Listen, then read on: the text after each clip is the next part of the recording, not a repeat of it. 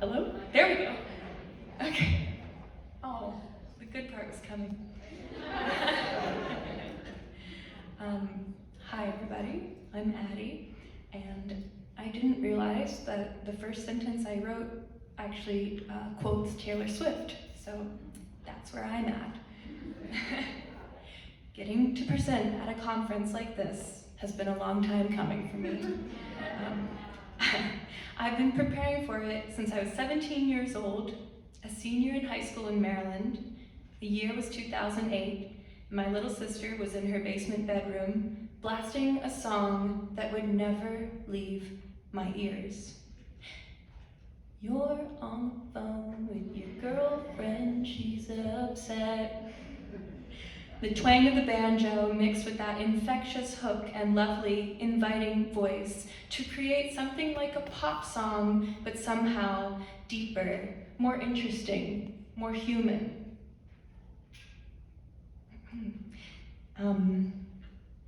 My sister had just gotten the first MacBook ever to enter our home, and we huddled around the polished screen watching this lanky, slightly buck-toothed girl, her name is Taylor Swift, Nora informed me, dance endearingly around a suburban bedroom a lot like one of ours. That's how I met Taylor Swift. But there's something funny about the story I only started thinking about recently. In that music video for You Belong With Me, there was a nemesis, a razor-cut brunette foil to Taylor's frizzy marching band blonde, the cheerleader. She was the girlfriend who didn't get the coveted guy's humor like Taylor did.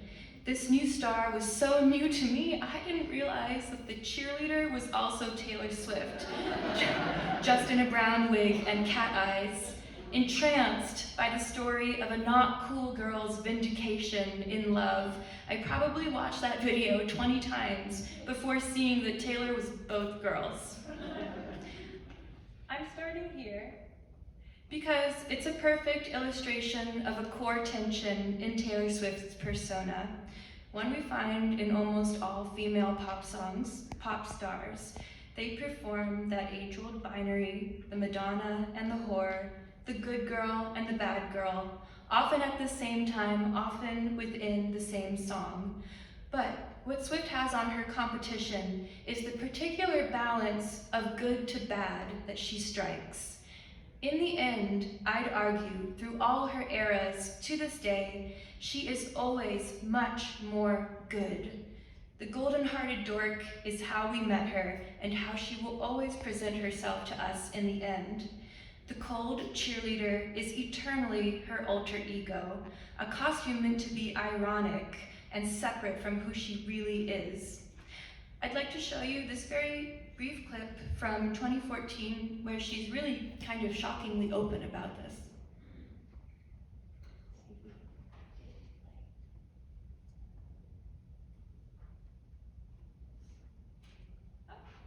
No. Okay, maybe it won't play. But maybe you've seen this clip? Yeah, okay. Well, in it she says the quote, my life doesn't gravitate toward being edgy, sexy, or cool. I just naturally am not any of those things. And then she's asked, well, what are you? And she says something I've memorized because I've watched it a lot. She says, I think I'm creative or imaginative, smart, and hardworking. Okay, so. Half a century before Swift, another American woman achieved stardom with a similar formula. The folk singer Joan Baez, whose voice I'm afraid you won't get to hear right now. But in 1959, a teenage Baez was catapulted to fame after making her national debut at the Newport Folk Festival.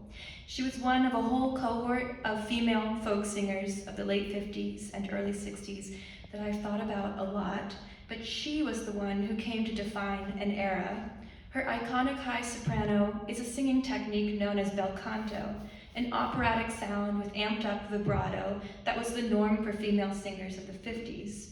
Her ethereal style, often barefooted, wearing white, instantly cemented her, not just as folk's new queen, but as the movement's Madonna.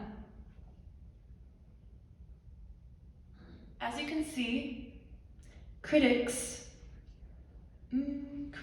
emphasized her purity. Male fans found her virginal. She leaned into such descriptions, singing almost exclusively in those early days broken-hearted ballads. Or as you could have heard here, literally about the Virgin Mary. She's singing, Virgin Mary had a little son, glory, hallelujah, but much higher than what I just did. With this look and sound, and for the record, Baez herself later noted this was a very white form of femininity, she quickly took the spotlight from Odetta Holmes, who had been the major female star of the folk revival up until that moment. Okay, so I'm going to get to the transgressive side of these women in a minute, because I do see that. But stay with me here as I continue with this idea that Taylor Swift models an updated version of the angelic femininity that, in my opinion, propelled Baez to stardom over the other women within the folk world. Here are some female pop stars who went before Swift.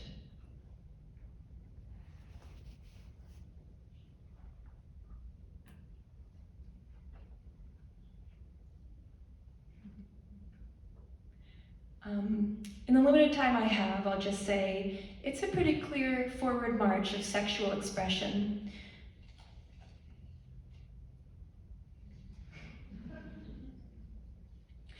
Susan Douglas has traced how these women exist on a spectrum of sexual liberation that in the 1990s peaked as enlightened sexism, her phrase for the super-sexualized kind of girl power messages we got from many of these stars, like the Spice Girls, Britney Spears, etc.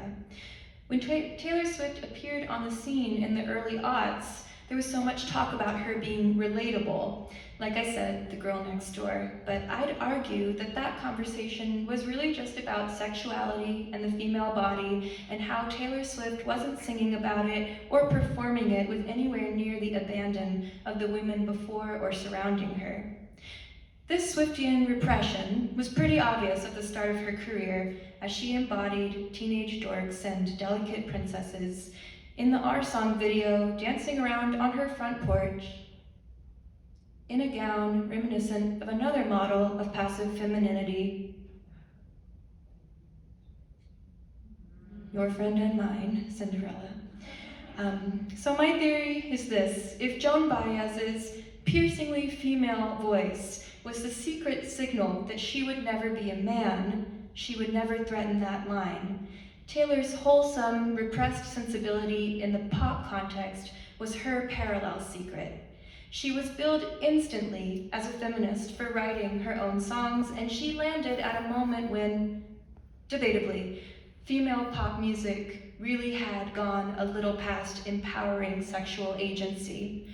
I think she swung the pendulum back when the privileged mainstream white middle-class girls around my age were looking for an approachable model like that. But my criticism here is that she swung the pendulum of idealized girlhood too far back, very much the way Joan Baez took over from Odetta, who provided a much more transgressive form of femininity. But Taylor Swift has grown up, you might say. She's matured and gotten bolder in her womanhood. This, for me, is where it's gotten interesting. Yes, I noticed the first time she used a curse word in a song. I noticed the first times she mentioned alcohol, and I've noticed her attempts to sing about sex the way other stars her age do. But all of these moments have only felt like evolution because the bar with Swift was literally Shakespearean, as in, Romeo, save me, to start. I'm so glad to hear laughter. I was really scared going into this. What's more, their inclusion has felt so careful, like wine in this album, whiskey in the next, fuck in the next. And it leaves me asking, has she really grown up? Has she really evolved? Is she not almost always that spurned good girl at the center of every story? The girl who will never really fall from grace or do a single truly hateable thing. I hate to say this in front of so many fans, and I do realize I am much more zoomed out than others here, maybe perhaps to a fault, but are her eras not all the same era in which she's ultimately defined by that good girl thing and a love-hate relationship with bad boys? I know these are controversial questions, and I can anticipate many counter-arguments. Let me try to address them. First, eras. Or era. Sorry. Okay, so first, Ann Powers here, music critic, implies in the following exchange with Sam Sanders that my accusation might be rooted in some deep sexism.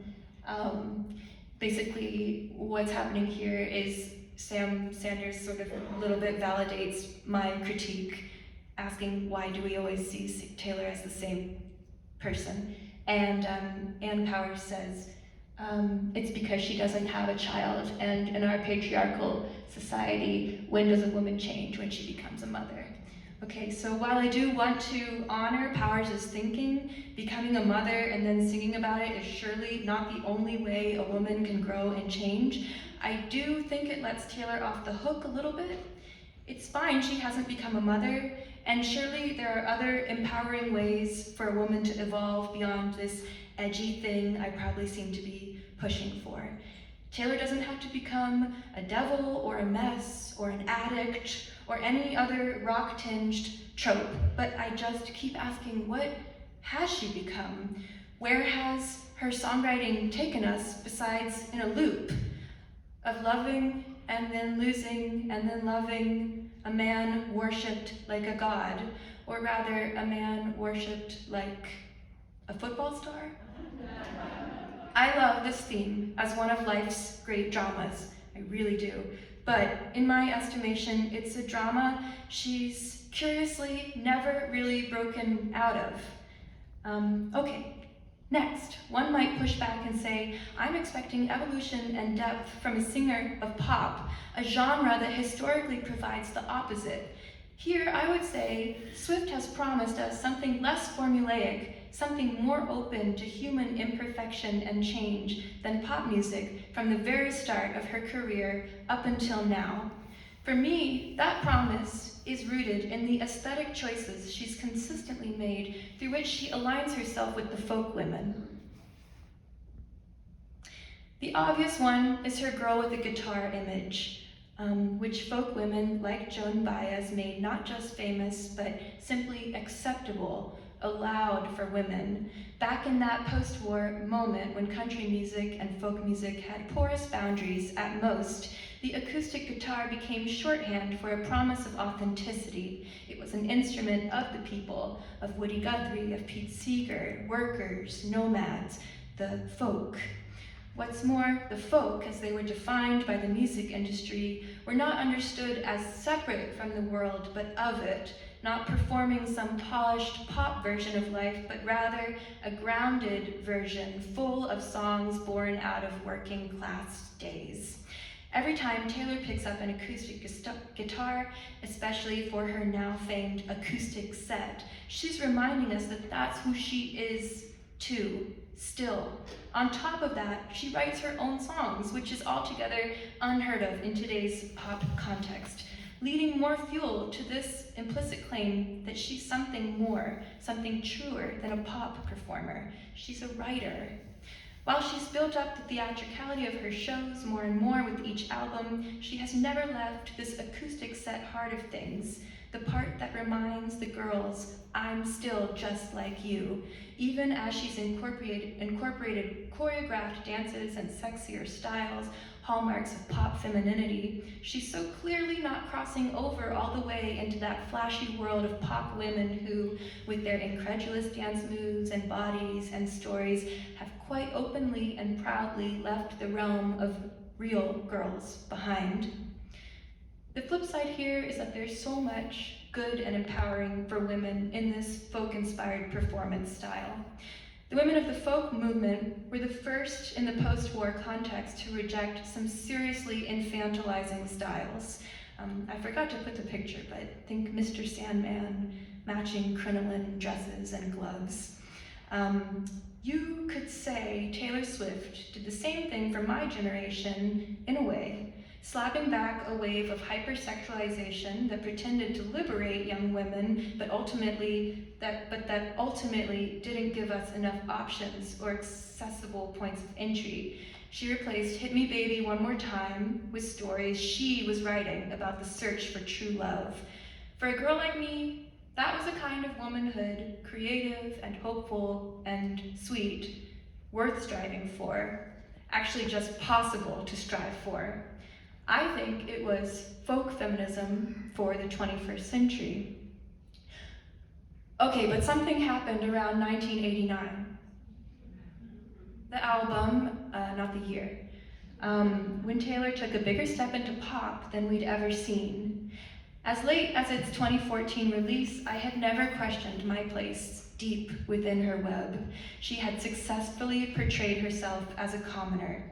But as I watched that world tour unfold on Instagram during a particularly hard summer of my mid-20s, I could not look away from the sequined parade of impossibly thin models she brought on stage and introduced as her best friends each night. There was suddenly this in-your-face exclusivity to her persona. This was her moment to leave us earthlings, to leave folk feminism behind for the stratosphere of celebrity women. I think it would have been easier for me if she had, but instead she pivoted within a few years back to the acoustic guitars. Back to the earthy looks, the embrace of something stable and kind, and yes, to an album called Folklore, which yes, did trigger me. But what I see in it all now, as she's reached billionaire status, is a woman who cannot possibly know much about subaltern worlds, emulating those worlds. The eras are just set pieces Swift grabs, but she herself is the axis. I have to say, that's not how the eras of my life have worked. In a new era for me, the era is in control.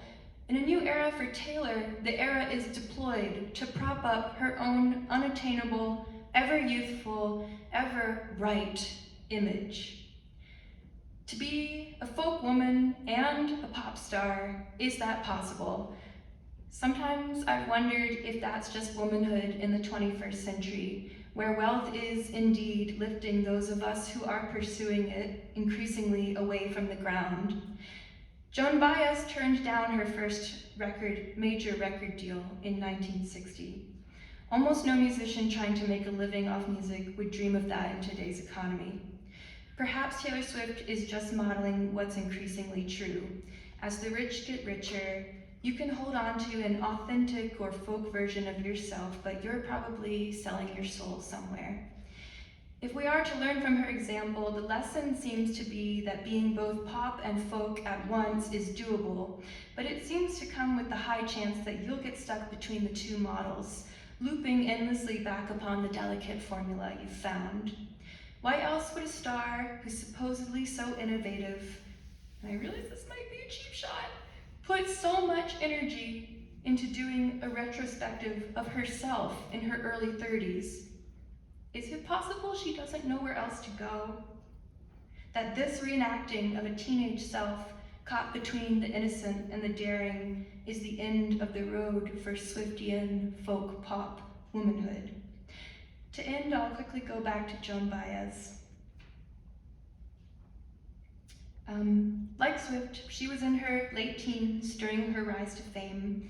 Like Swift, she was the premier female solo act of her time, taking the national stage and the Pop-Tarts alone with her guitar.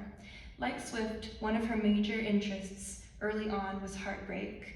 Like Swift, she only had her voice with which to face a historical moment in which materialism and greed threatened basic kindness and human existence. Unlike Swift, she did not write or sing her own songs during her peak years on the scene, and she drew from the folk canon, and the folk canon led her to a vast array of topics and perhaps more importantly, perspectives. She sang Girl, Constant Sorrow, a song about misery that seems to have no connection to a man. She had All My Trials, an African-American spiritual. She had Silky, a centuries-old Irish song about a mythical mother who was part seal. These songs propelled her to fame. And there's much to be critiqued about Baez and much to be said, but with this diversity of viewpoints, I think she triumphantly escaped herself as she sang through her youth. Women flocked to her, but straight men did too, as they rarely do to Swift. Folklore lived on through her, but it was not her. She focused attention away from herself with political activism. She has often said the songs became a tool through which she did her politics, not the other way around. Meanwhile, even in an album like Folklore, where Taylor Swift tells us she's passing down different perspectives and universal stories, it all still just feels like her, that self-righteous girl who wants men and hates men and never seems to explore too far beyond that battle. Where I'm really hopeful is that I think Swift can do so much more with her vast imagination and her work ethic, and I think she has a lot of desire to do more. And I think it will be a great thing for the women who follow her. And I think if she does it soon, while she's at the height of her fame, it might be more powerful than if she'd done it earlier. Thank you.